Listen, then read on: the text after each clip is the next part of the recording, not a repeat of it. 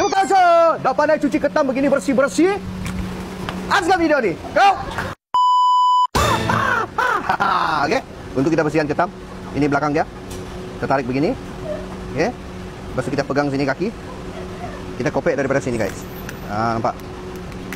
Okey. Begitu guys. Lepas tu kita belah tengah. Okey, yang mulut ni mau kasih buang tau. Sebab kenapa? Sebab ketam ni tak burus gigi. Itulah kita mau buang mulutnya.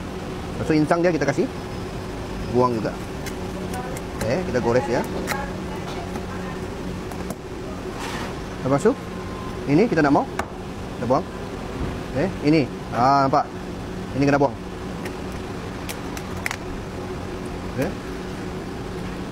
Kena buang. Lepas tu kita gosok dia guys. Pakai brus begini, brus cuci kain. Okey.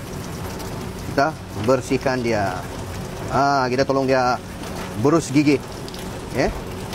Belakang pun kita gosok. Sini kita kasih cuci. Okey, kita kasih buang. Sama juga yang sini, kita beruskan dia. Tempat insang dia tu sangat kotor. Celah-celah kangkangnya. Okey. Belakang juga. Siap. Boleh sudah dimasak guys. Ya, sangat-sangat. Belum sekarang. Go ketam.